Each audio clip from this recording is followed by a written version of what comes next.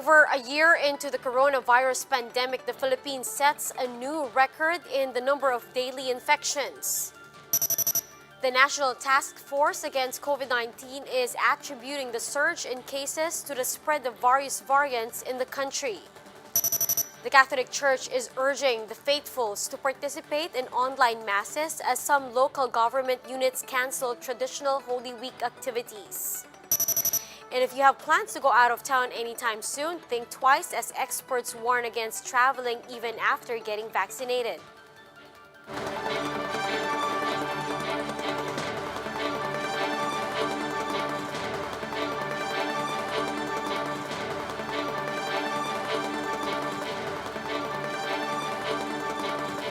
Fast, focused, and fearless. Here's a roundup of stories we're watching now. I'm Riza Diaz.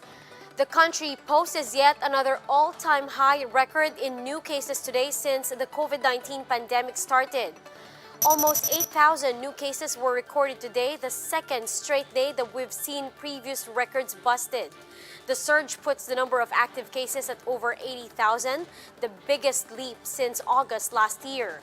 Total cases have now climbed to above 656,000. At least 30 more patients died, raising the death toll to almost 13,000. That's nearly 2% of the total number of cases. Meanwhile, 597 new recoveries were tallied, bringing the total number of survivors to some 562,000 or 85% of the total caseload. A special advisor to the COVID-19 task force clarifies that the vaccination rollout will not yet have an effect on the current uptrend of COVID-19 cases. Speaking to us earlier, Dr. Ted Herbosa said this is because the public has yet to receive COVID-19 shots. Herbosa added, "We will only see the impact of vaccines once majority of the people have already been inoculated." He attributed the spike in cases to the transmission of variants. All these variants have somehow entered the country and they're now being found and transmitting in different places. So this really shows the very steep rise of cases that only started sometime in March. The steady rise in daily cases has left some officials clamoring for a clear plan from the government, as they put it. Former COVID-19 Task Force Advisor Tony Leachon, for one, says there are too many measures but hardly any impact. The biggest misstep, he noted, was not prioritizing vaccine in Metro Manila, where the ground zero lies. As Senator Risa Ontiveros puts it, we need a systematic plan now to avoid reaching the breaking point. Senator Nancy Binay, meanwhile, criticizes government's decision to remove mandatory COVID-19 testing in moving across provinces. There is no room for complacency, she says. A timeout on unnecessary travel is highly needed. And we'll be back with more stories after the break. Keep it here on One News.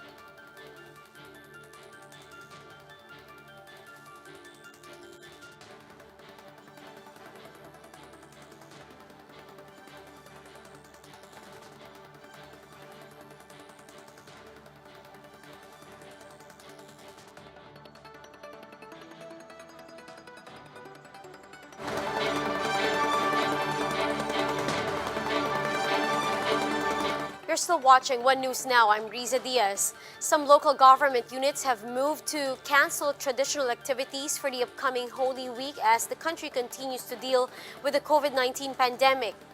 In Antipolo City, the annual Alay Lakad and other popular Lenten season activities have been called off. With this, officials have advised devotees to postpone their plan to flock to the city and have a virtual celebration instead. The city governments of Muntinlupa and Manila have also announced the cancellation of Holy Week activities in their localities.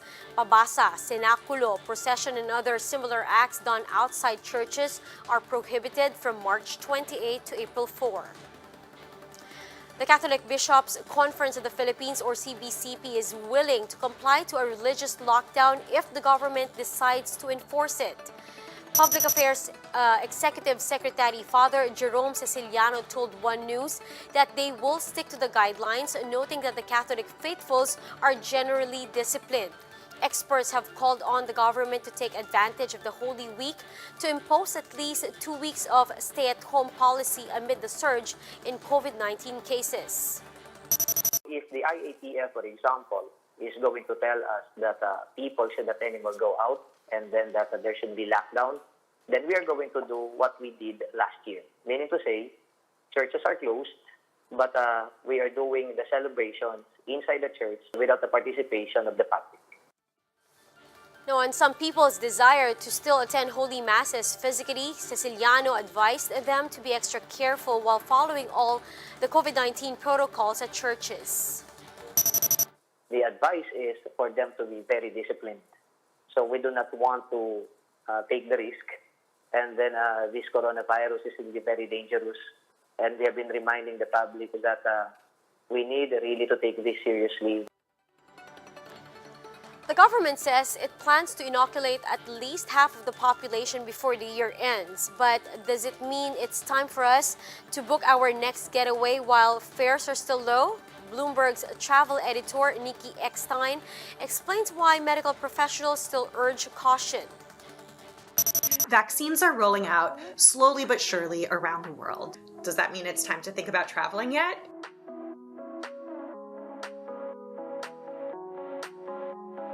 According to the most recent data from the World Travel and Tourism Council, published in early November 2020, the restrictions on travel caused by the coronavirus pandemic were projected to take $4.7 trillion out of the global gross domestic product in 2020 alone.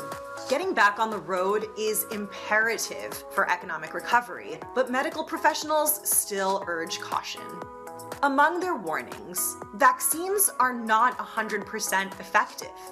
It takes weeks to build up immunity after the second shot. Little is known about the ability to transmit COVID-19 even after immunization, and herd immunity will be a long way off.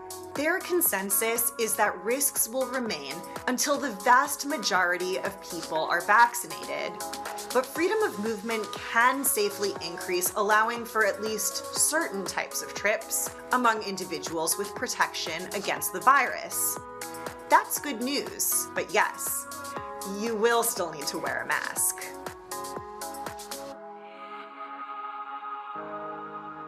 The COVID-19 vaccines approved to date both in Europe and the US have proven to be exceptionally safe, effective, and the strongest tool yet in combating the pandemic.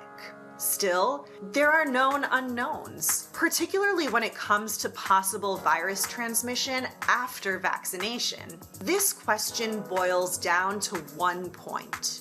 Clinical trials for the currently approved vaccines, including those from Pfizer and Moderna, did not include regular PCR testing of the study participants. Without any data about their ability to carry the virus, there's only enough conclusive evidence to suggest that vaccines are 95% effective at preventing symptomatic infection.